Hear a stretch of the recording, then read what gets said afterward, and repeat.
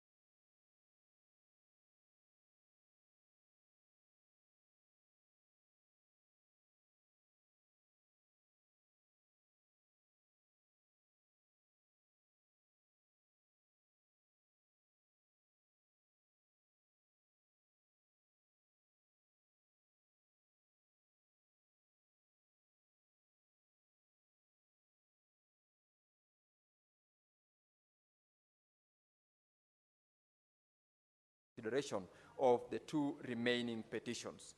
Mr. Speaker, on statements, 4 statements were ongoing from the previous reporting period, and 2 statements were sought from the committee during the period under review. The committee is in the process of considering the statements to conclusion, and it is in this regard that has made arrangements for engagement with the respective senators, stakeholders, and where necessary, conduct site or county visits to ascertain the situation on the ground. Mr. Speaker, sir, 2 new statements during the period under review were sought by Senator Professor Tom Ojenda, Senior Counsel, MP, and Senator Raphael Chimera, and both touch on the affairs of the judiciary. In order to expedite the consideration of these statements, the committee is presently pursuing responses from the relevant officers in the judiciary and shall shortly submit its report. On inquiry, Mr. Speaker, the committee is currently considering 1 inquiry sought by Senator Catherine Muma, MP, into the status of indigenous people in Kenya. Currently, the committee is further in the process of organizing for a high-level meeting with state and non-state actors to comprehensively deliberate and dispense with this particular statement. Mr. Speaker, on consideration of other legislative business before the committee, during the period under review, the committee also considered other additional legislative businesses which have been reported. Firstly, Mr. Speaker, the committee concluded consideration of sessional paper number 3 of 2023 on the Kenya policy on public participation, which is key in Parliament's role of meaningful and adequate stakeholder and public engagement that enriches the legislation enacted. Secondly, the Honorable Speaker, the committee is also in the process of considering the status of implementation of the resolution of the Senate of 24th of July 2024 and has already engaged with relevant institutions such as the Ethics and Anti-Corruption Commission to follow up on measures taken to tackle corruption in the counties. The committee is further scheduled to meet with other key entities tasked with implementing these particular resolutions. With engagement with other external stakeholders, Mr. Speaker, during this period under review, the committee also met with external stakeholders, among them the Kenyans in Diaspora Technical Working Group, and considered legislative proposals aimed at bolstering and participation of Kenyans in diaspora in the general elections. This meeting will inform committee recommendations to legislative amendments which are coming in due course. And lastly, Mr. Speaker, in conclusion, I wish to thank your office and that of the Clerk of the Senate for the continuous support accorded to the committee in undertaking its work. Lastly, I also wish to thank the members of the committee for their commitment and in contributions during the committee activities and sittings. I thank you, Mr. Speaker. We have attached a schedule of the bills made reference to, and one of the very specific one in that schedule, Mr. Speaker, is the latest, that is the Presidential Memorandum on the referral of the Conflict of Interest Bill, which has already been committed to this committee, and the committee is scheduled to consider it on the 13th of May this year, and a report will thereafter be tabled to the House. Secondly, Mr. Speaker, I have another second statement. And, Mr. Speaker, this is a statement on the nomination and vetting of the chairperson and members of the Independent Electoral and Boundaries Commission, IEBC. This statement, Mr. Speaker, is issued pursuant to Standing Order 56-1A of the Senate Standing Orders. Honorable Speaker, I rise pursuant to Standing Order 56-1A of the Senate Standing Orders to make a statement relating to a matter for which the committee is responsible, namely the nomination and vetting of the chairperson and members of the Independent Electoral and Boundaries Commission, IEBC. Mr. Speaker, as members may recall, this House passed the Independent Electoral and Boundaries Commission Amendment Act 2024, Act number 9 of 2024, which paved the way for the appointment of a selection panel for the nomination of the chairperson and members of the IEBC. The panel was constituted, carried out its work, and submitted a report to His Excellency the President on Tuesday, 6th of May 2025. Subsequently, Mr. Speaker, on the 9th of May 2025, His Excellency the President submitted the names of the nominees for the position of chairpersons and members of the IEBC to Parliament for vetting and approval to enable their formal appointment and swearing in. I take this opportunity, Mr. Speaker, to commend the chairperson, members, and secretariat of the selection panel that worked diligently to ensure that it delivered on its mandate of identifying and recommending persons for appointment as chairperson and members of the Independent Electoral and Boundaries Commission.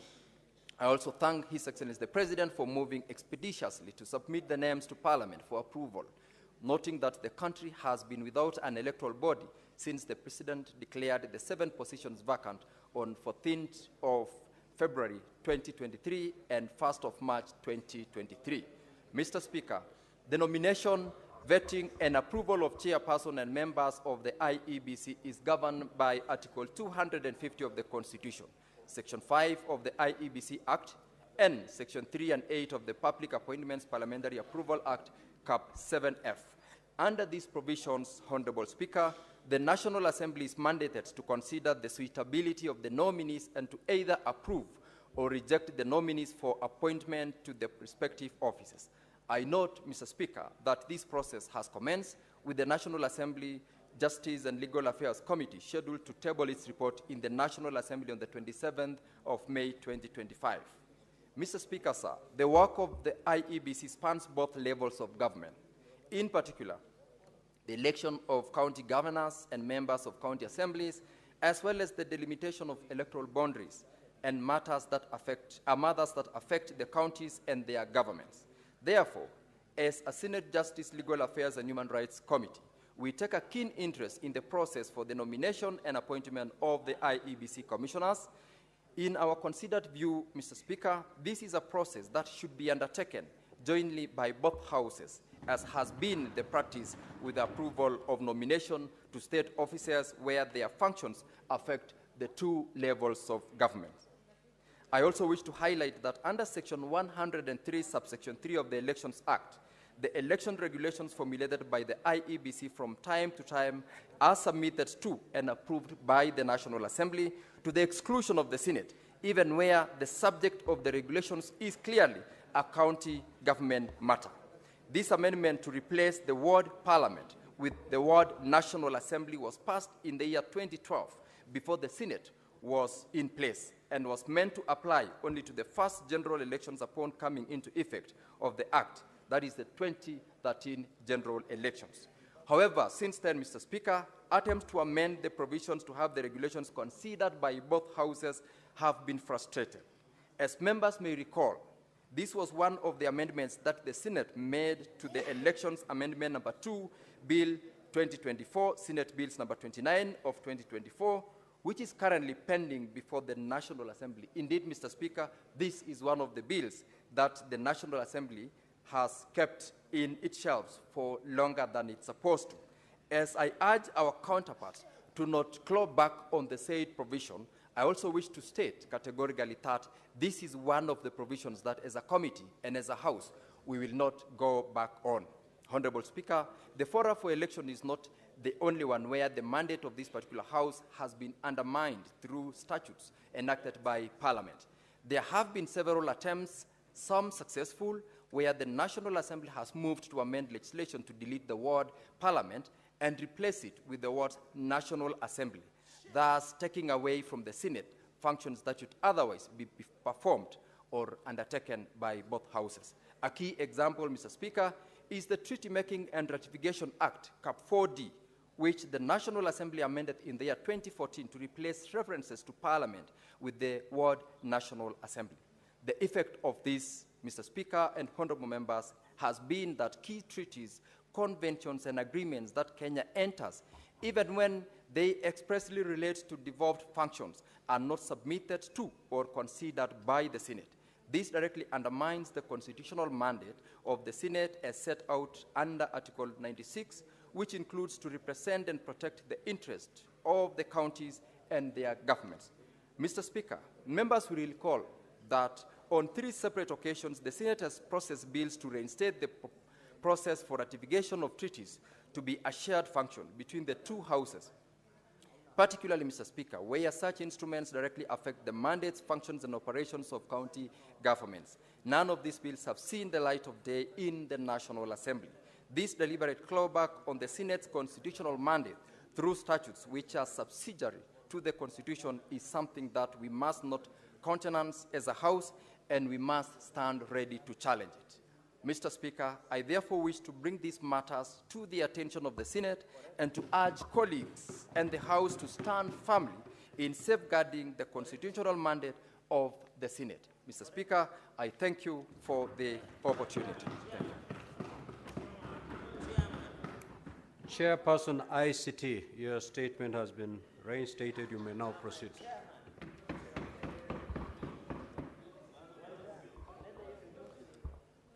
Mr. Speaker, sir, I rise pursuant to Standing Order 56(1)B of the Senate Standing Orders to make a statement relating to the activities of the Standing Committee on Information, Communication and Technology for the period commencing 1st January 2025 to date. Honorable Speaker, during the period under review, the committee held a total of 9 sittings, during which it considered 1 bill, 14 statements, and 2 inquiries. Mr. Speaker, on bills, the committee considered the Technopolis Bill 2024, National Assembly Bills number 6 of 2024, which was published on 22nd February 2024 and introduced in the National Assembly on the 9th April 2024. The bill was passed with amendments on 19th November 2024 and referred to the Senate. The bill was read the first time in the Senate on Wednesday, 4th December 2024, and committed to the committee for consideration. Mr. Speaker, sir, in compliance with the provisions of Article 118 of the Constitution and Standing Order 145(5) of the Senate Standing Orders, the committee proceeded to undertake public participation on the bill. In this regard, the committee published an advertisement on Thursday, 20th January 2025, inviting members of the public to submit written memoranda on the bill. Additionally, the committee sent invitations to key stakeholders, inviting them to submit their comments on the bill. Mr. Speaker, sir, the committee considered the bill, taking into account the views and recommendations of the public, and will be tabling the report for adoption by the House. During consideration of the bill, the committee observed, among other things, that there is need for inclusion of the provision on public participation and consultation with the relevant stakeholders likely to be affected by gazetting of an area as a technopolis. On statements, Honorable Speaker, 8 statements were ongoing from previous reporting period, and 7 statements were sought from committee during the current period. In considering the said statements, the committee considered the statements through physical sittings with the stakeholders. Order, honorable senators. Thank you, Mr. Speaker. Let's hear the chair. I sit in silence, please. The committee considered the statements through physical sittings with the stakeholders and the respective senators who made the requests, while in other instances admitted written submissions and shared responses with respective senators. Mr. Speaker, sir, the statement sought by Senator Hamida Kibwana, MP, on the sale of Telcom Kenya to Infrastructure Corporation Africa was considered by the committee and included a part of the committee inquiry into the critical telecommunication infrastructure and the dispute between ATC Kenya and Telcom Kenya. Mr. Speaker, sir, the committee is currently following up on the several responses from the Ministry of ICT and Digital Economy, the Communication Authority, Safaricom Limited, and Media Council of Kenya.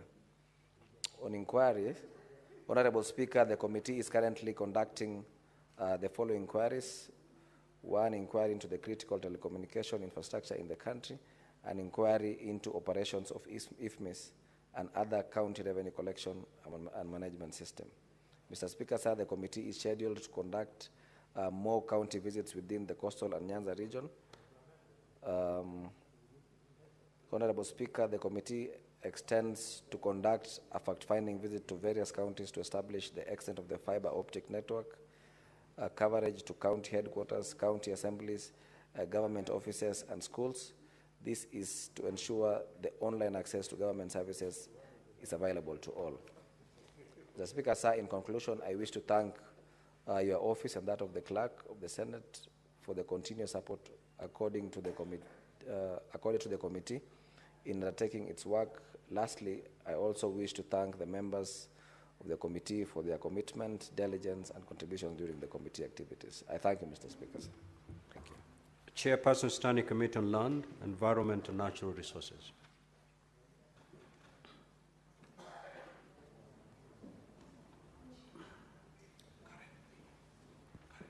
Thank you, Mr. Speaker. So I stand pursuant to Standing Order number 56-1B of the Senate Standing Orders to make a statement relating to the activities of the Standing Committee on Land, Environment and Natural Resources during the period February to April 2025.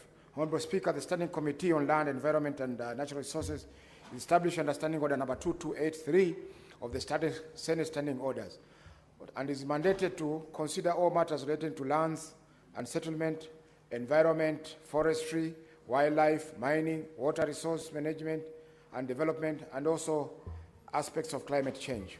Honorable Speaker, during the period under review, the committee held a total of 23 sittings, which it considered 1 bill, 7 petitions, and 1 legislative proposal, and 13 statements. Honorable Speaker, the committee held meetings with the Minister of Environment, Climate Change and Forestry, and the Minister of Interior and National Administration on pending legislative business before the committee.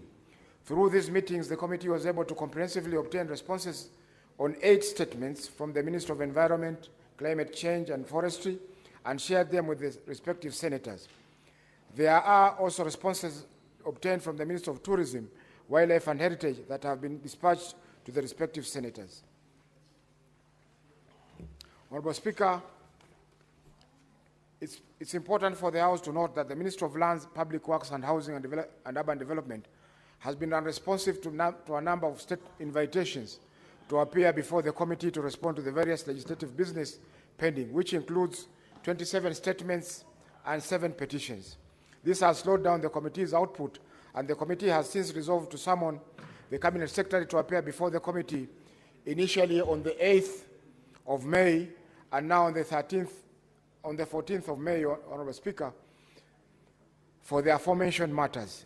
In addition, written responses have been sought, with some responses still pending before the National Land Commission, and the committee is scheduled to meet the Commission on the 15th of May, that is on Thursday this week.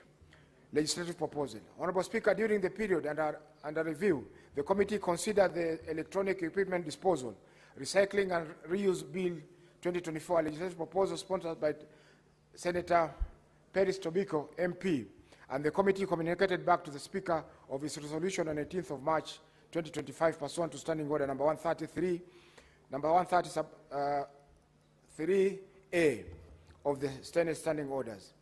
Bills. Honorable Speaker, the committee considered and tabled a report on the Environmental Law Amendment Bill 2024, Senate Bills number 2023 of 2024. After consideration of written submissions from the National Gender and Equality Commission, the Coast Regional Budget Hub, and Casey Walter, the committee thereafter tabled its report in the Senate on the 20th of February 2025. Honorable Speaker, the committee is currently considering 1 bill, the Real Estate Regulation Bill, Senate Bills number 35 of 2023. The committee previously met the Council of Governors, the Ministry of Lands, Housing and Urban Development, the Institute of Surveyors of Kenya, the Estate Agents Registration Board, the Kenya Alliance of Residents Associations, and the Kenya Property Developers Association. The committee is scheduled to consider the submissions and be submitting a report on the bill before the next reporting period. The Natural Resources Benefit Sharing Bill, Senate Bill number 6 of 2022, is still under mediation, and the process having the first meeting is underway. Petitions. Honorable Speaker, the committee has 9 petitions submitted to it and that are pending under consideration. The committee has since managed to consider 7 of the petitions during the reporting period, and conducted 5 county visits in Mombasa, Taita Taveta, Kisii, Homa Bay, Busia counties to conduct further investigations on the petitions. They include A, the petition concerning recognition of land ownership rights and redress of the historical land injustices in Mombasa, the petition by Marungu residents within Mchangewanda Ward, Taita Taveta County, the petition regarding land ownership dispute of Mwananchi Settlement Scheme in Mwatate constituency of Taita Taveta County, the petition on Changara Water Pan, World Bank funded project in Busia County, and the petition on a delayed allocation of alternative land by way of resettlement or compensation for the ancestral land that was alienated by the government of Kenya for Kisii Agricultural Institute and Kisii Farmers Training Center. Honorable Speaker, the committee endeavors to ensure completion of the remainder of petitions that are pending by the next reporting period as it pursues the responses from the relevant stakeholders. Statements. Honorable Speaker, cumulatively, the committee has received a total of 173 statements, of which 113 have been concluded and 60 are pending before the committee. This translates to a completion rate of 65%. The committee is yet to receive responses on some statements. During the period under review, 13 statements were considered by the committee and dispatched to the relevant senators, and a detailed analysis is annexed hereto. Given the large number of statements before the committee, a more comprehensive updated tracker is available, providing the status of the statements. Honorable Speaker, in conclusion, I wish to thank your office and the office of the Clerk of the Senate for the continuous support accorded to the committee and undertaking its work. Lastly, I also want to thank my members of the committee for their commitment and diligence in contributions during the committee activities. I thank you, Honorable Speaker. The Chairperson, Standing Committee on National Cohesion and Equal Opportunity. Senator Abbas, is this your committee? On behalf of Chute. Mr. Speaker, I'm reading on behalf of Chute. Who is the chair? Speaker, I'm reading on behalf of Senator Chute. Yes, Senator Abbas, certainly this is not your... I'm surprised you're so willing to walk to the table. Proceed. Thank you, Mr. Speaker. Mr. Speaker, statement on the activities of the Standing Committee on National Cohesion, Equal Opportunity and Regional Integration for the period 1st January 2025 to 30th April 2025. Honorable Speaker, I rise pursuant to Standing Order 56(1)B of the Senate Standing Orders to make a statement relating to the activities of the Standing Committee on National Cohesion, Equal Opportunity and Regional Integration for the period of January to April 2025. During the period under reference, the committee held 19 sittings at which it considered various legislative business, that is, statements, inquiries, and motion from the Senate, and held stakeholders' engagements as set out below. Statements. A. Statements. The committee received 4 statements and has already written to stakeholders inviting their submissions on the issues raised. The committee is at various stages of interacting with the stakeholders and preparing its response. B. Motions on the current state of the nation. The committee considered resolutions of the Senate arising from the adoption of the motion on the current state of the nation. The committee held 32 meetings. The committee held 32 meetings where it received oral submissions and written memorandum from 45 governors, National Cohesion and Integration Commission, and the Public Procurement Authority. The report on the motion has been adopted by the committee and is scheduled for tabling in the month of May 2025. C. Inquiries. The committee is currently conducting an inquiry into the representation of Kenyans' diversity in the staff composition of the semi-autonomous government agencies. The committee held 17 sittings, during which 13 stakeholders appeared before it. The committee will table a comprehensive report at the end of the inquiry. Mr. Speaker, sir, county visits. This committee undertook county visits to Homa Bay and Busia counties from 28th to 30th April 2025, where it assessed the level of inclusion and representation of the workforce in terms of gender, youth, persons with disabilities, marginalized communities, and marginalized communities. The committee also inspected the county offices of the 2 counties to ascertain their accessibility to persons with disabilities. Honorable Speaker, during the remainder of the 4th session, the committee has prioritized the conclusion of legislative business before the committee, as well as the county visits. As I conclude, I wish to thank the Office of the Speaker and the Clerk of the Senate for the steadfast support they have accorded this committee, as well as the members of the committee for their utmost dedication and commitment to duty. I thank you, Mr. Speaker. Sir. Senator Mohamed Chute, MP Chairperson. The Chairperson, Standing Committee on National Security, Defense and Foreign Relations.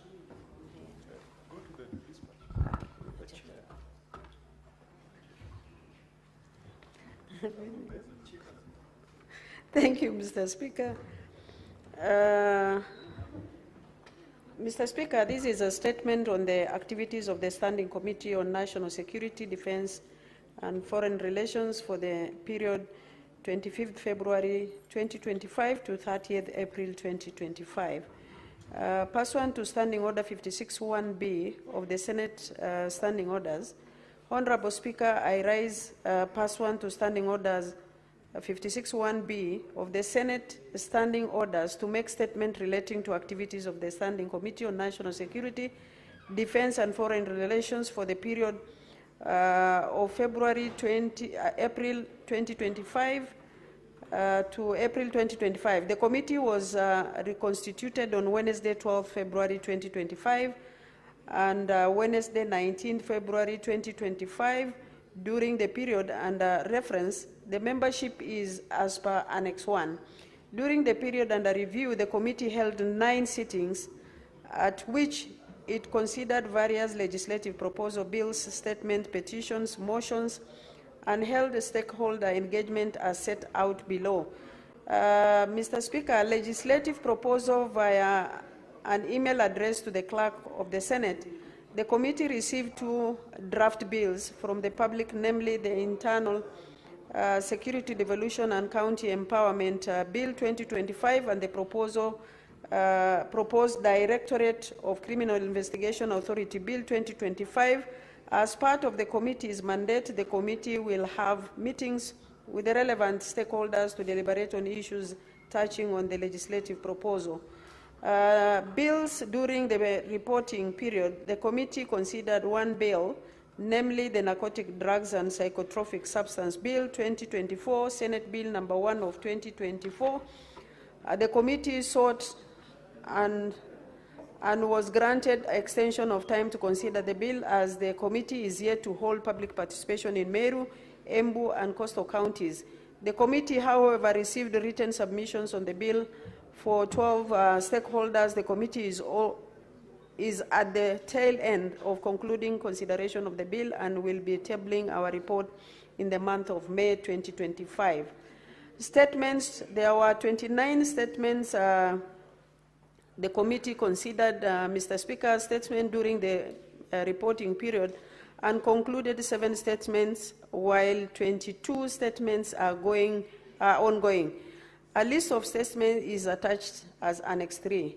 Petitions, Mr. Speaker, the committee is currently considering a petition concerning compensation of police officers injured in line of duty, which was redirected from the Standing Committee on Labor and Welfare and Social Welfare. The committee met with the petitioners and relevant stakeholders to deliberate on the petition.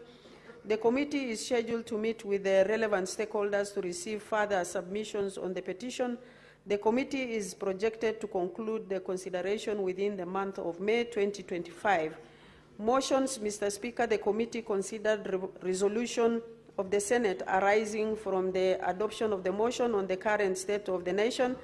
The committee met with the relevant stakeholders and received written submissions, and the draft report on the motion is underway. The committee will be tabling its report to the Senate during the month of May 2025.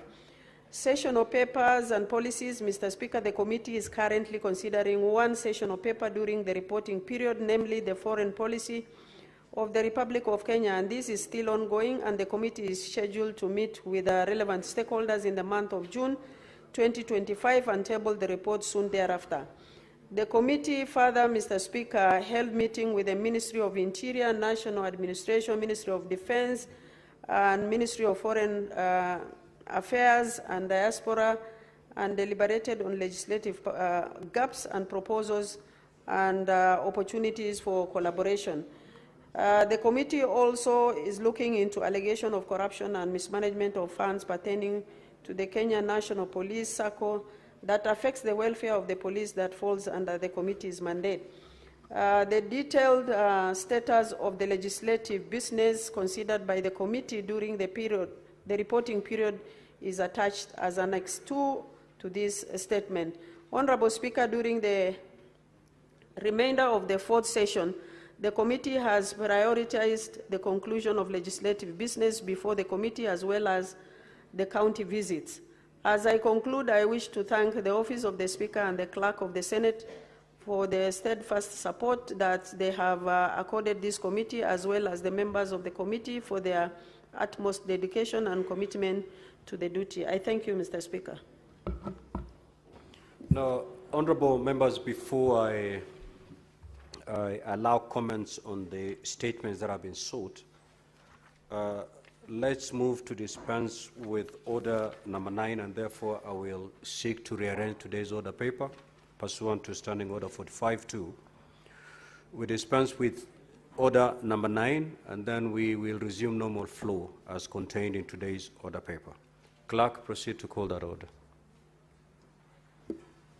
Order number 9 is motion, consolidation of bursary funds for equitable access to education in Kenya. Question to be put. Clerk, do we have the requisite quorum? We do. Now, honorable senators, this is a matter that does not concern counties, and therefore voting shall be by voice. I will therefore proceed to put the question. That aware that pursuant to Article 53 of the Constitution, every child in Kenya is entitled to free and compulsory basic education, and the Basic Education Act provides that basic education should be guided by principles such as equitable access to all youth and equal access to education or institutions.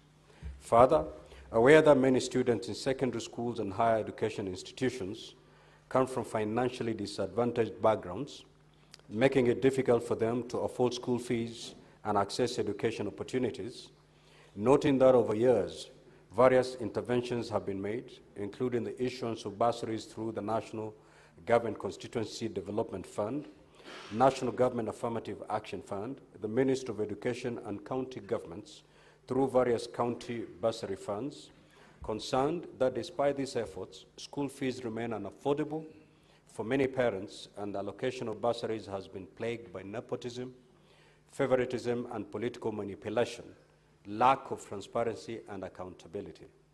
Further concerned that the public learning institutions are primarily funded by the government through the Ministry of Education, and in the financial year 2024-2025, approximately 656 billion Kenya shillings was allocated to the education sector, making it difficult to ascertain the specific funds granted to each student, and that the lack of transparency in the disbursement of bursaries from various agencies make it difficult to determine the total amount allocated in a financial year, thus hindering efforts to ensure equitable access to education for financially disadvantaged students. Now, therefore, the Senate urges the Minister of Education to do the following. 1, audit the funds allocated to bursaries by both the national government and the county governments. 2, consolidate the funds distributed by various government entities and agencies with the aim of directing these funds directly to schools as supplementary capitation to facilitate the achievement of free secondary education. And 3, calculate the cost of education per learner and make this information public for primary, secondary, and tertiary institutions, including a detailed breakdown of the annual financial requirements of each student across the country. Will as many as of that opinion say aye. Aye. Will as many as of the contrary opinion say nay? The ayes have it. Now, before I allow comments on the statements, Honourable Senators, let me pass this communication first. I would like to acknowledge the presence in the public gallery this afternoon of visiting teachers and students from St. Francis Katangi Boys in Machakos County. The delegation comprises 2 teachers and 49 students who are in the Senate for a one-day academic exposition. Honourable Senators, in our usual tradition of receiving and welcoming visitors to Parliament, I extend a warm welcome to them, and on behalf of the Senate and on my own behalf, wish them a fruitful visit. I do not see the Senator for Machakos in the House. I will therefore allow the Majority Leader under 1 minute to extend a word of welcome to the delegation. Thank you, Mr. Speaker. On behalf of my colleagues and the House of the Senate, I do welcome these students that have visited with us this afternoon. I hope they get full value of their time and money that they've spent to visit the Senate. This is their home in the future, and therefore they should take interest in the affairs of their countries with specific focus on counties, because that's a primary and the raison d'etre of this House of the Senate.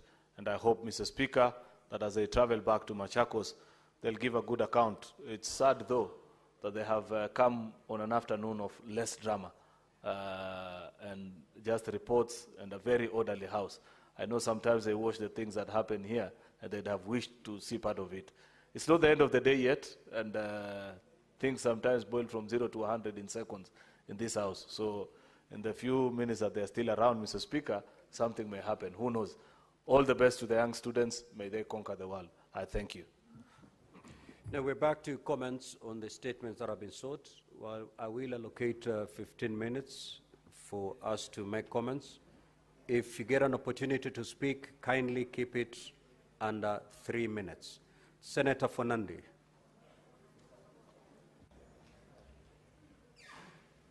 Mr. Speaker,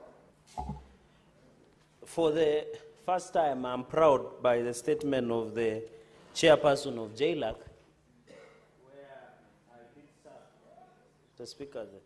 where I did serve with distinction in the last session, Mr. Speaker, although I encountered some turbulence along the way. Mr. Speaker, I want to say that the issue of IEBC, the reading of Article 93 is very clear, that Parliament comprises both the Senate and the National Assembly. Mr. Speaker, sorry, the issue, and I was shocked, Mr. Speaker, yesterday when the National Assembly gave notice for public to submit memoranda to the National Assembly Jailer Committee.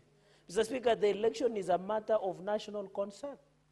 Members of Parliament, which is the Senate and the National Assembly, are the representatives of the people, Mr. Speaker. We have done joint vetting before of Inspector General of Police, Mr. Speaker. We have done vetting of joint independent services, Mr. Speaker. Why is it that the National Assembly wants to frustrate the Senate by only purporting that they can vet the chairperson and members of IEBC? So, Mr. Speaker, I want to thank the Committee of JLAC for standing strong, Mr. Speaker. And you have to appreciate, and I want to challenge the House leadership and SBC, where you sit as the chair, that, Mr. Speaker, I am aware that there are a number of legislations from this House that are being strategically frustrated by the National Assembly because they fear to implement the Constitution, Mr. Speaker. Looking at the amendment of the regulations, in 2013, the Senate was not supposed to be part because we were never in existence.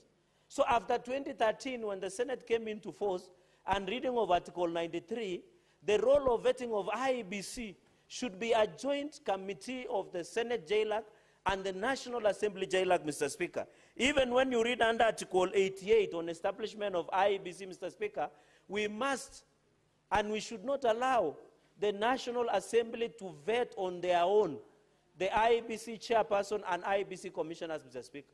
Mr. Speaker, we are not short of weapons to use to ensure that the voice of the Senate which is the voice of the people, can be heard, Mr. Speaker.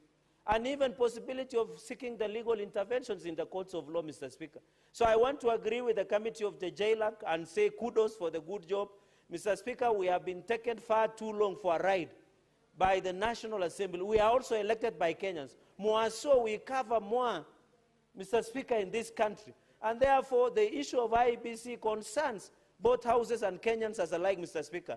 And therefore, I hope the National Assembly must withdraw the notice that they have issued in public for memorandum to be submitted until we jointly agree as the House, Mr. Speaker, so that we can do vetting of IEBC chairperson and commissioners, knowing the urgency of the matter, Mr. Speaker.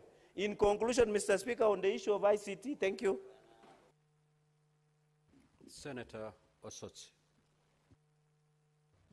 Thank you, Mr. Speaker. Mr. Speaker, let me also join in making comments on the statements by Senator Catherine Muma on the issue of data protection abuse by those mobile phone lenders, the people who lend mobile phones or who give hire purchase services on mobile phones.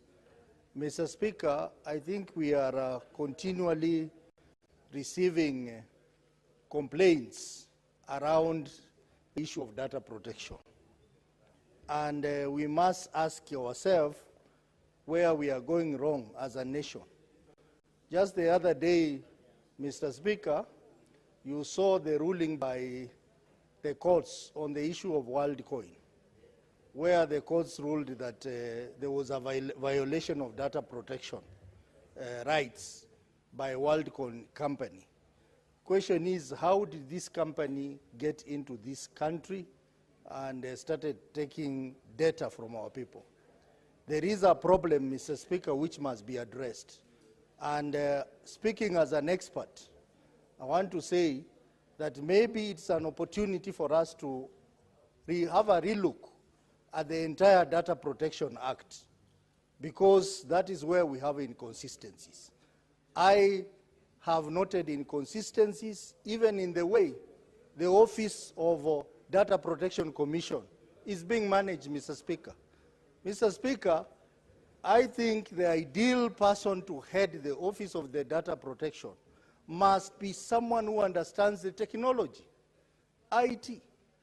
We cannot just be giving every job that comes in the public sector to lawyers.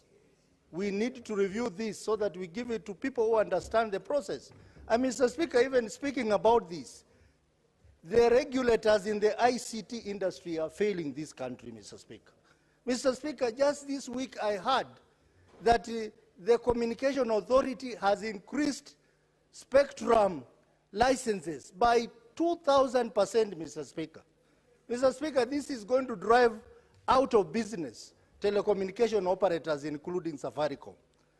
And they are doing this for the purpose of generating funds for the government. But what about the implication on the economy, Mr. Speaker? Mr. Speaker, it's a high time that this sector must be manned by people who understand technology. At CA, the Director General is a journalist. The chairman is a business woman who does not understand technology. Mr. Speaker, I think the IT committee must look at this issue of competence and leadership in the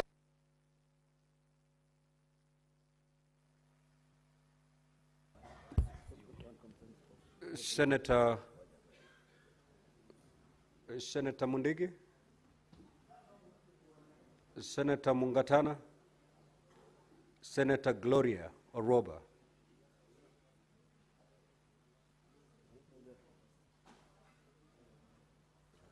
Senator Professor Tom Ojienda, Senator Faki. Asante Mheshimiwa Spika. Mimi pia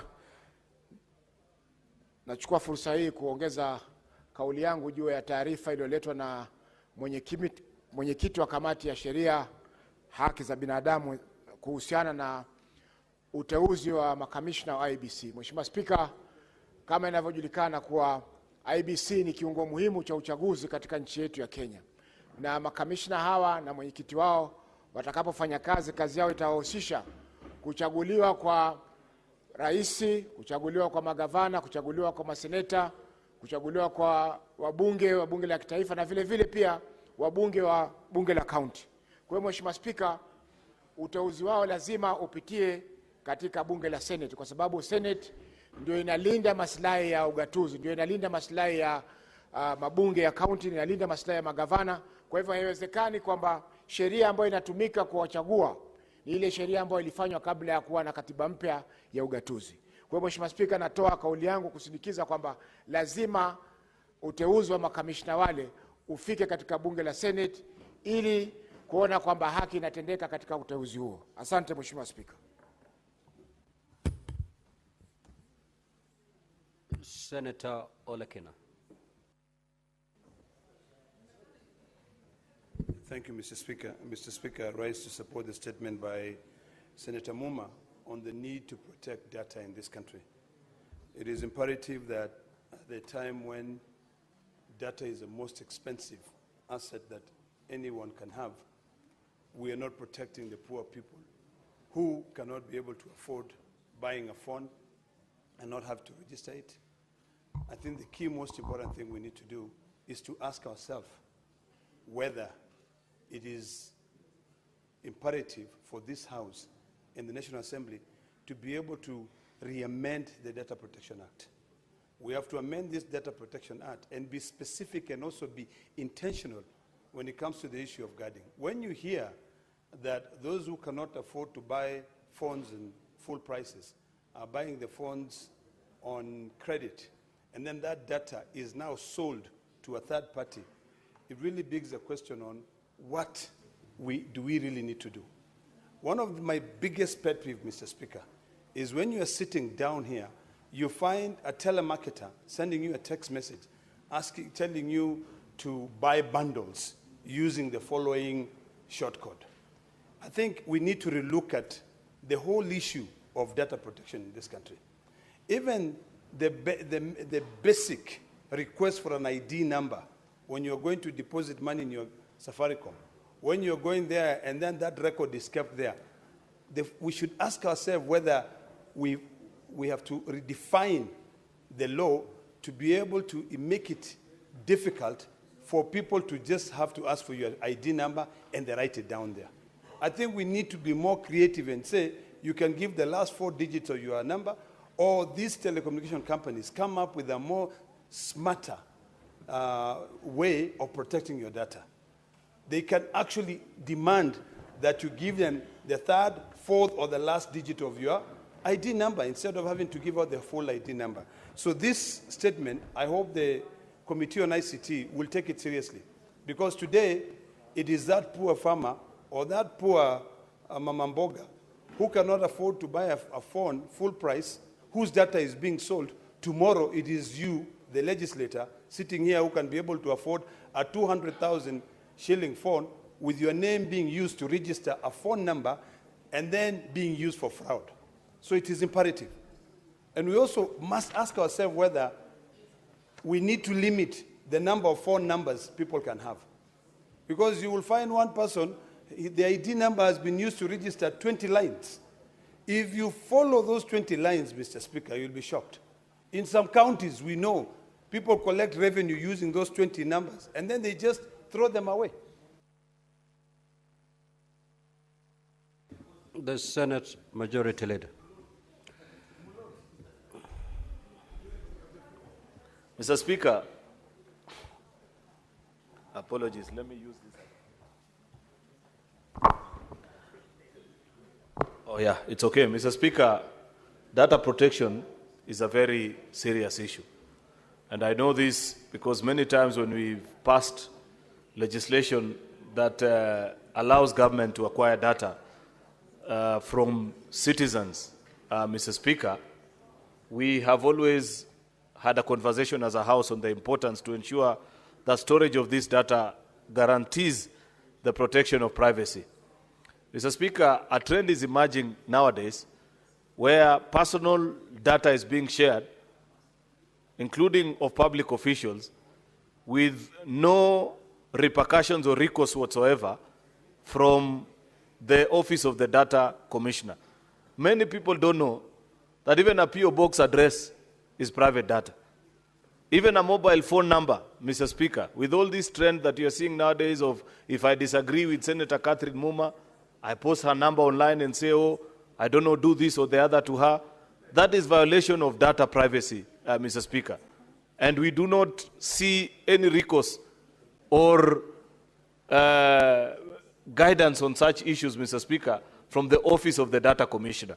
Given, Mr. Speaker, that this matter that is being raised is specific, yet there are quite a number of violations that have happened the last few days, would I be in order if I request the ICT committee, Mr. Speaker, to guide us in ensuring that we have the Office of the Data Protection Office, Mr. Speaker, perhaps make an appearance before that particular committee, or even the committee of the whole, Mr. Speaker, so that we can find ways in which we ensure that data of citizens are protected from whatever people that may want to use it for whatever reason, including fraudsters, Mr. Speaker, or people that even want to use it for political reasons, because a violation is a violation, Mr. Speaker. And there have been continuous violations over the last few months with very little efforts, Mr. Speaker, or guidance from the Data Commission. Actually, that's a person that I was looking for. Thank you, Senator Cherargei.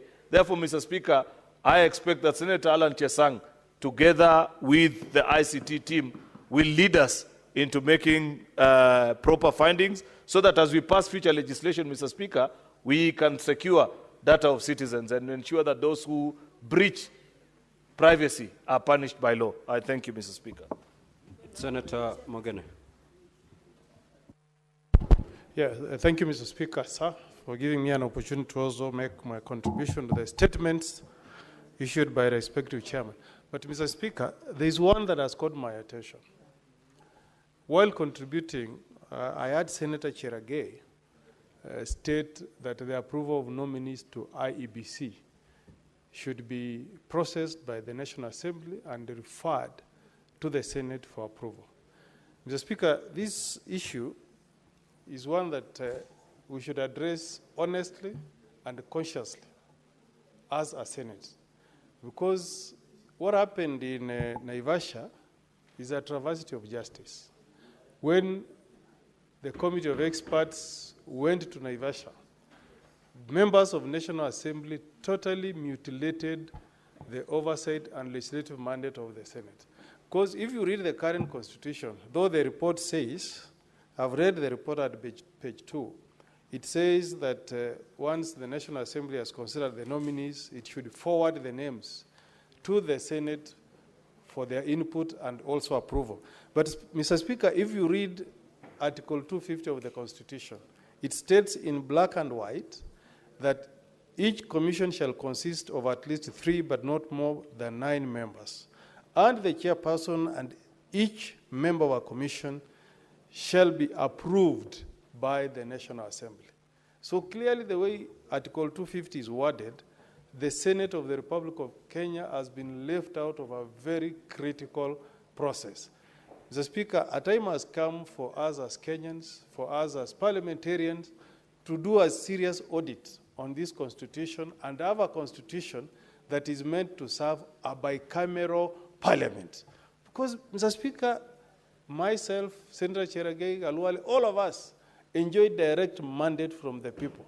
We are elected directly by the people. We are not like the House of Lords in US, in UK, where you get an honorary appointment to serve in the House of Lords. So I wanted to draw that to the attention of the House and say that this is an opportune moment for us to audit this constitution and make it a constitution that can serve a bicameral parliament that has the National Assembly and the Senate, Mr. Speaker. Thank you. Senator Kisang.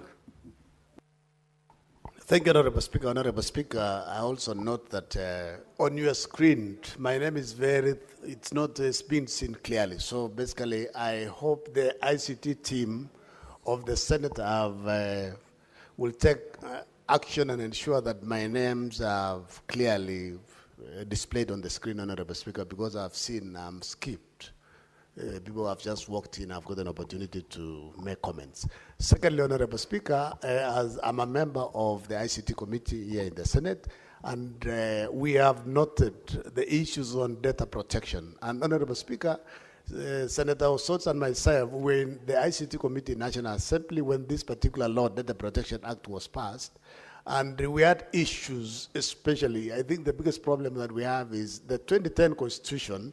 Most of those who agitated for it and also who really campaigned for this particular law, Honorable Speaker, there were very many activists, and most of them were lawyers, and every law they put in that you need to be a lawyer. In fact, we had challenges when we were debating, because this is a particular entity that should be headed by a person who is an expert in ICT. But because the law was as it was, Honorable Speaker, we picked a lawyer, and the term, I think, of the Data Commissioner is coming to an end in less than 2 years. This is something that we need to look at, and we need to go and relook at the law and amend the law appropriately so that we have somebody heading that particular entity who is an expert in ICT. We are not saying the Data Commissioner is incompetent. She's competent because she came for the vetting. She impressed us, and we basically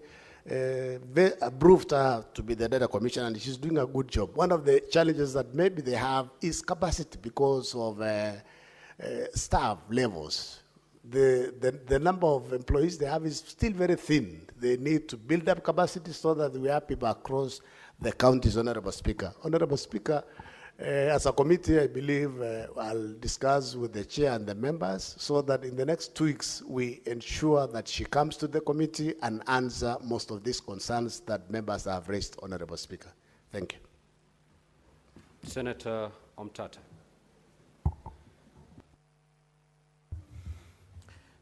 Thank you, Mr. Speaker, sir. I rise to speak on 2 statements. First one by Senator Muma. I supported this need to look critically at the laws governing data in this country.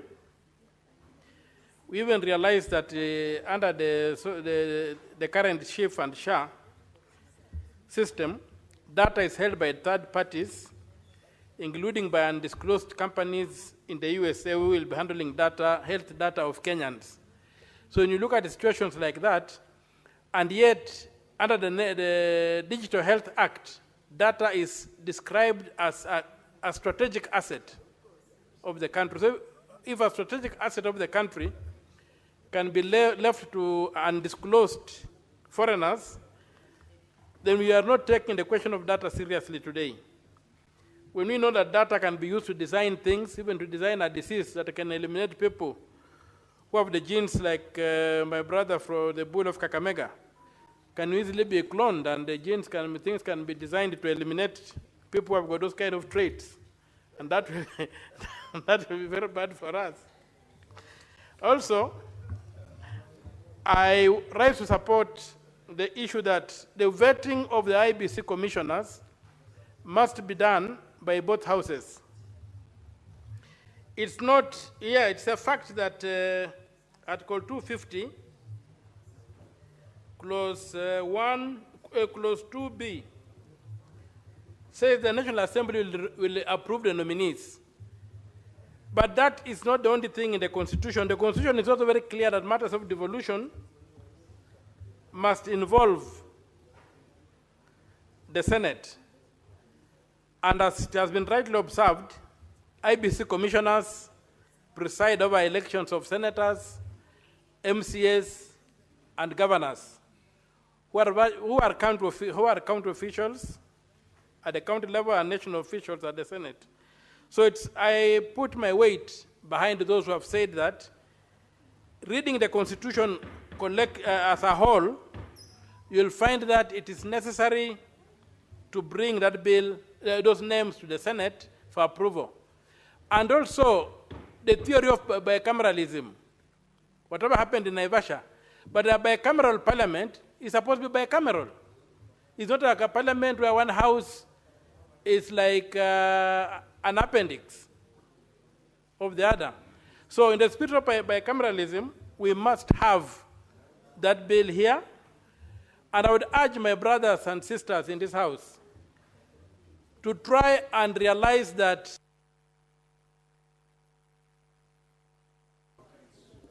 Senator Mungatana. Asante sana Bwana Spika kwa kunipa nafasi kuongea kuhusu statement ambayo inahusu usalama katika mabasi na usalama wa abiria. Bwana Spika, watoto wetu haswa wakati wa kufunga shule na kufungua mashule huwa wanasafiri sana kwa hizi barabara zetu. Na imefika wakati ambapo inakuwa kwamba ni lazima sasa kamati ambayo inahusika waangalie kama itawezekana hizi SACCOs ambazo zinafanya kazi kwa upande wa matatu, kwa upande wa kubeba abiria kwa mabasi, waongezewe requirement ya kwamba wakati wanapoondoka Nairobi kwenda Mombasa, ama kutoka Mombasa kwenda Tana River, ama safari kwenda Kakamega na kwengine, wawe wanatoa certificate ya kuonyesha kwamba wamefanya inspection kwa wale wanaoabiri hiyo basi, ili kuhakikisha kwamba wale wanaosafiri wako katika hali ya usalama. Kwa sababu mara nyingi ile kitu ambayo inafanyika pale kwa upande wa usafiri, watu wanaangalia pesa peke yake, watu wanaangalia insurance peke yake, watu wanaangalia kwamba viti vimejaa ama havikujaa, na zile SACCO juu ya hayo yote wanaangalia kwamba kuna ajali ama hakuna ajali, na madereva wamelipwa ama hawajalipwa. Lakini usalama wa wale abiria, Bwana Spika, hauangaliwi. Kwa hivyo ningependa sana wakati kamati hii inaangalia suala hili lote, waangalie pia na usalama wa abiria ambao wanasafiri katika mabasi na matatu zetu. Asante sana Bwana Spika. Senator John Nyuto.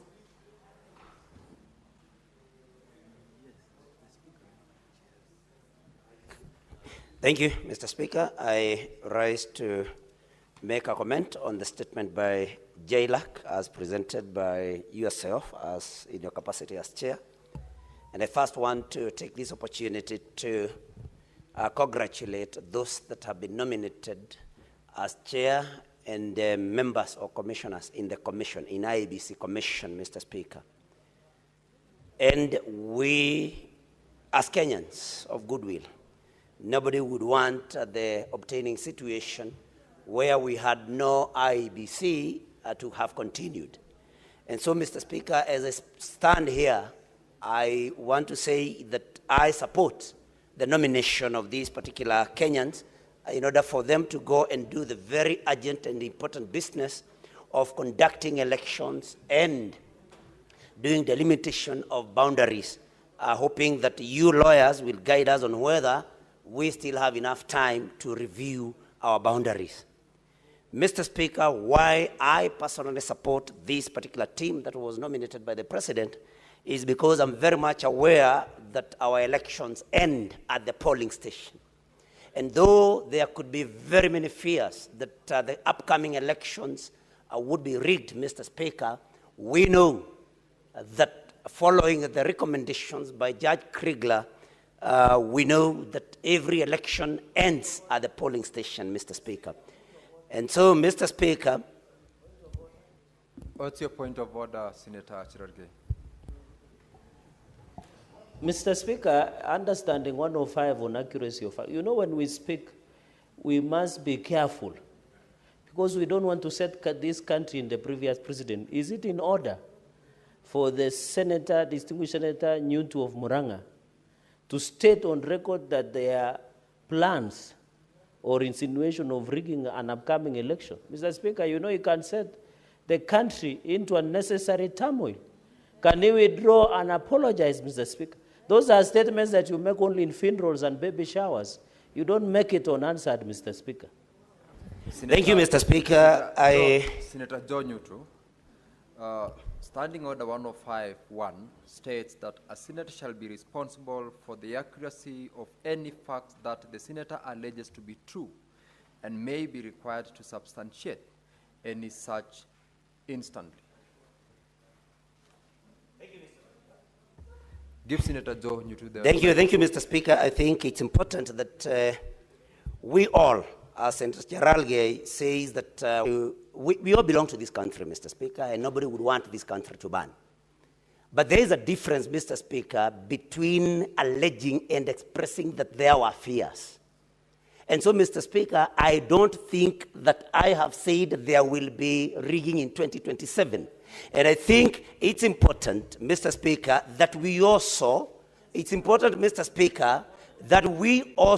remember the lessons that we were taught in English.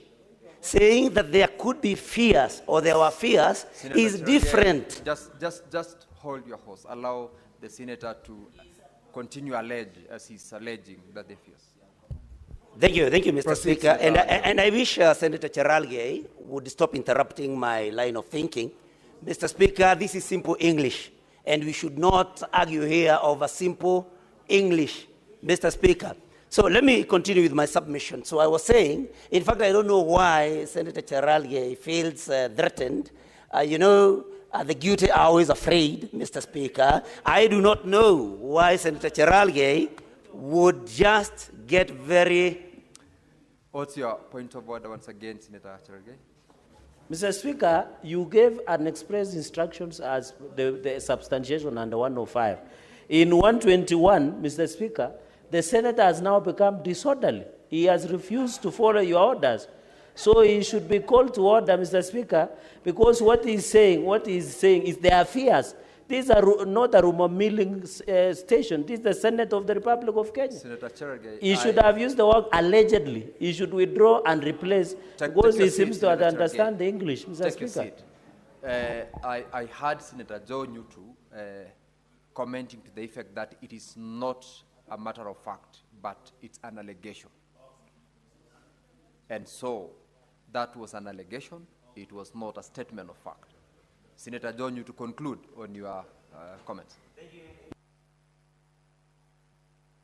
I actually had given the assurance that everybody is comfortable because elections end at the polling station. But of course, in the character of Senator Cherargei, of wanting to interrupt the line of thinking of those that do not hold his view, of course, and we allow him, we understand Senator Cherargei. Please allow me to conclude my remarks. So, Mr. Speaker, I was just about to say that we have a very big job ahead for the IEBC commissioners, Mr. Speaker, because we need to relook at our boundaries, electoral boundaries, and Mr. Speaker, also to see to it that those constituencies and wards that do not have representatives get the justice of being represented, Mr. Speaker. The other thing that I may want to say about this particular list, Mr. Speaker, is because we have had occasion of public servants being accused of having been incompetent, Mr. Speaker, I would want to call upon the National Assembly, when they are vetting these nominees, that then they look at the competence of each one of them. Because, Mr. Speaker, we do not want to hear in this country that somebody has been given a job, whether a presidential nominee or any other nominee, approved by the National Assembly, and then later such an officer, Mr. Speaker, is said to have been incompetent. So if we will have any of these IEBC commissioners vetted by the National Assembly, and then later we are told by whoever it will be, whether the president or anybody else, that they were incompetent, Mr. Speaker, we must tell the National Assembly and any other body that vets public officers that they must make sure that everybody is competent, because, Mr. Speaker, we bring shame to Kenyans when we give them a job, they are vetted at the National Assembly and proved to be fit. Senator John Newton, your time is up. Senator Catherine Muma. Thank you, Honorable Speaker. Mine is to briefly comment on the statement for JLAC and to congratulate the nation for moving to where we have reached. Honorable Speaker, it is my hope that very soon the newly appointed members of the IEBC will be vetted and that the officers can begin their work right away. Mr. Speaker, I would want to associate with the comments that it would have been fit, and it should be fit for the Senate to be involved in the vetting of members of the IEBC, for the simple reason that the elections that the IEBC conducts includes elections that affect counties. So the idea of reading one statement, one clause of a constitution as against another, I think is an anomaly that I hope we can move, even as we try to do amendments to the constitution, we can regularize quite a number of these clauses that seem to lock out the Senate in a mandate that naturally involves them. But that aside, Mr. Speaker, I hope that the vetting, the National Assembly can be recalled very soon to clear that team, because the team has a lot of work to do for this country. Mr. Speaker, I served on the Kriegler Commission. And Mr. Speaker, elections are not an event. Election is comprised of a series of activities that do not take 1 day or 2 days or 3 days. It is an exercise that needs to take a lot into account. I'm hoping that my former officer, Ethicon, who was picked as chair, and I can vouch for his competence, will be able to hit the road running very fast and demonstrate to those who think he's incompetent that he's actually a competent officer and start working with the IEBC. He has a lot of work to do. I would say the team should get together quickly, retreat, identify the things that need to be done, and there are many, including registration of voters, including delimitation of boundaries, including the correction of our voter register, and we need as a country to rally together to ensure that in the next 11...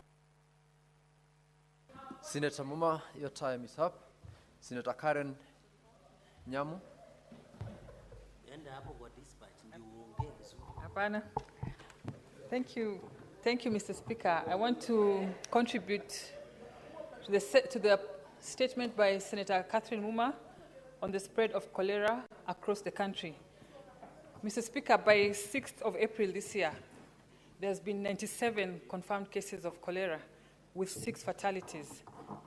And 12 of these cases are from Nairobi, with 1 fatality in Nairobi. The cases spread across all our sub-counties: Kasarani, Embakasi East, Embakasi Central, Kibra, and I think Dagoretti South. Mr. Speaker, cholera is a condition that makes you very dehydrated very fast and causes death very quickly. It is very paramount that the Ministry of Health has very quick response to protect the lives of our people. We need them to give us the data, the latest data so far, because if you search, that is the latest data was on 5th April, that is over a month ago. We need to know the measures they're taking to make sure that these outbreaks of cholera are not recurrent. And as you can see, the counties in question are the usual suspects, with Nairobi having recurrent outbreaks every time there's an issue, Nairobi featuring. We would like to know what the ministry is doing to ensure that cholera outbreak is a thing of the past. We need to know what are they doing to sanitization and basically cleanliness. What are they doing in common areas, in our informal settlements? Because we also know it spreads very fast on contact. What are they doing about the people who have been in close contact to the ones who are already infected? And what are they doing to make sure information is out there that we have cholera? And what sensitization are they doing to the citizens? Thank you, Mr. Speaker. Honorable Senators, lastly, on comments on statements, I'll allow Senator Wambua to make his last comments. Then we will move to the next business in the order paper. Senator Wambua. Thank you, Mr. Speaker. Mr. Speaker, I will be very brief on my comments. And I want to comment on the statement that you read as chair of JLAC. I've keenly listened to colleagues making reference to the process of the appointment of the new IEBC commissioners. A reference has been made to competencies. But the Speaker, from where you sit as chair of JLAC, you now have an opportunity. If this commission will be set up, when it will be set up, to ensure that, Mr. Speaker, the provisions of Article 249 of the Constitution then are fully implemented, beginning with this commission. Mr. Speaker, a few minutes ago when we convened in the Senate, there was talk about the place where this institution, this Senate, has been pushed by PSC and by extension by the National Assembly. Even in instances, Mr. Speaker, where there are clear constitutional provisions on how we should transact business as Parliament, I think as a House, we have not fully pulled our weight. On the matter of the budgets for constitutional commissions and independent offices, Mr. Speaker, the Senate must have a say. And it's very clear, Mr. Speaker, Article 249(3), that Parliament shall allocate adequate funds to enable each commission and independent office to perform its functions, and the budget of each commission and independent office shall be a separate vote.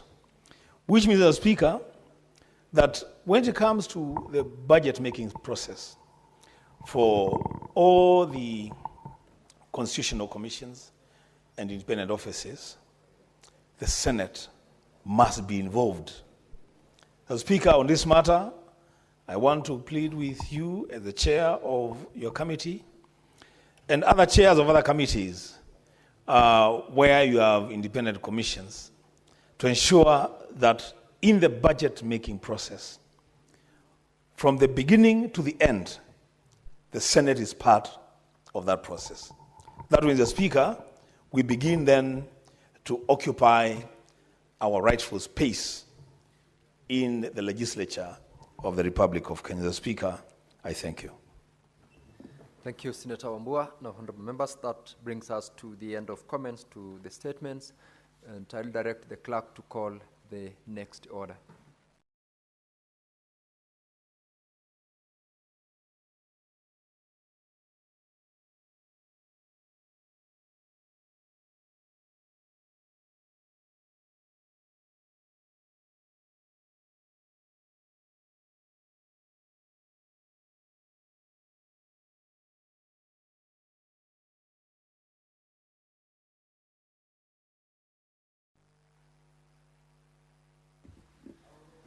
Members, order number 9 had previously been called out and a vote was carried. So I will direct that the next order be called out again.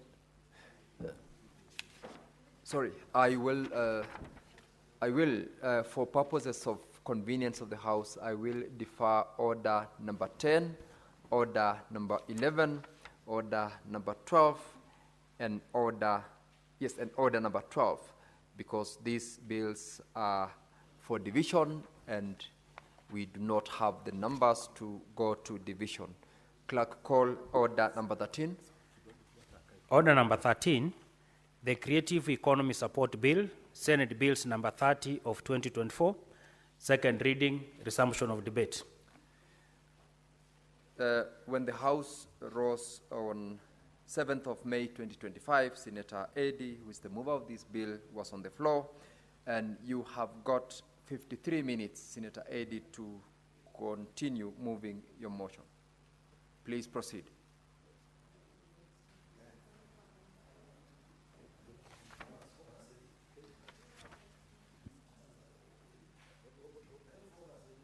Senator Eddy, proceed to move your bill.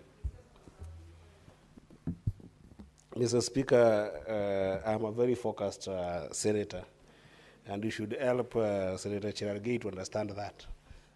Part of focus is consultation, and I want to appreciate the VIP in the House, Senator Crystal Asige, who has been very, very important in terms of just helping out with this bill. Right from the time that I conceived the idea, Senator Crystal Asige has been very available in terms of consultation and giving a lot of feedback in it. And I was also very blessed to the fact that Senator Asige was actually a member of Trade Committee that looked into this bill.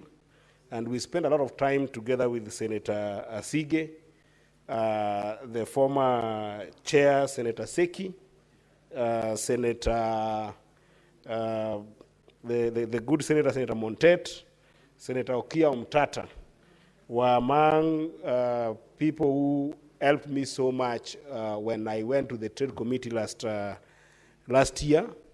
And Mr. Speaker, it's important to say that even in this reformation of, or rather reorganization of committees, Senator Ezio Kenyuri has been very important in helping with the input of this bill, as well as the members of the Trade Committee as constituted now as led by Senator Issa Juma Boy. And Mr. Speaker, this is a very great bill in my view because of that consultation and because of that input, because it's a bill that is seeking to find a long-lasting solution to what creatives are facing in this economy, Mr. Speaker. Mr. Speaker, the first thing that we found as a problem is that when people think creatives, they think most of the time in our economies, mostly because of culture and sometimes lack of understanding of what opportunities lie in the creative industry, people in the creative industry are sometimes seen as people who do not succeed in the traditional modes of survival. Among them in academic world include things like studying engineering, studying law, studying medicine, or generally not actually being able to go to school, to the extent that there has not been a profound investment. There has not been a profound investment in making sure that the people in our economy can understand, one, that the creative industry is so vast beyond just the idea of music, film, and sometimes performing arts. Secondly, there has not been a pronounced investment in making sure that our children understand that the creative industry is also an industry that you can be able to make a long-lasting career, a professional career. And thirdly, Mr. Speaker, there has not been a proper investment to make sure that the creative industry can be a place to make commercial viability projects, to invest in business cases and make sure that actually young people can make economic well-being from the creative industry. And not only young people, Mr. Speaker, because we have also seen older people in the arts and older people in the craft, older people publishing books, but there is no big investment in the business case. So the first thing that this bill seeks to change is that attitude and mindset on creatives as a place for last resort. And that starts by us as a house being able to move any issues that affect creatives from the Ministry of Culture to the Ministry of Trade, where we can actually be able to make a business case, a career case for creatives. The second thing that this bill seeks to deal with, Mr. Speaker, is there are a number of laws that are put to respond to problems of creatives. I'll mention some of them due to pressure of time because I don't want to monopolize the conversation on this bill. I would want to hear from senators. But there are overarching issues that creatives do face in the industry that sometimes become difficult to deal with just by simple aspect of laws, because you end up having people writing laws that are not sensitive to the industry. And some of these issues, Mr. Speaker, I'll mention them just quickly. The issues of royalties. How are creatives earning in the creative industry? The issues of IP, intellectual property rights. How are creatives ensuring that copyright laws are up to date, not only to the local changing environment, but to the emerging complexity at a global stage? The issues of distribution.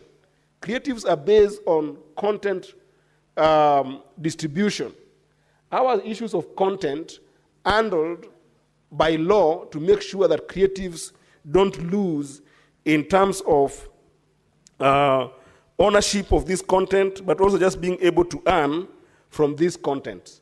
And lastly, Mr. Speaker, for today, the issues of contracts.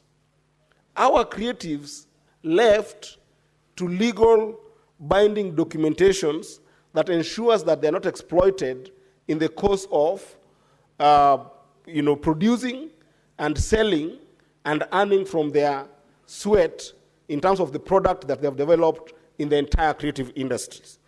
So, Mr. Speaker, if you look at something like royalties alone, Mr. Speaker, digital disruption alone has made it so impossible for young people and even older people in the creative industry to find a way of having transparency and even efficiency in terms of collecting their royalties.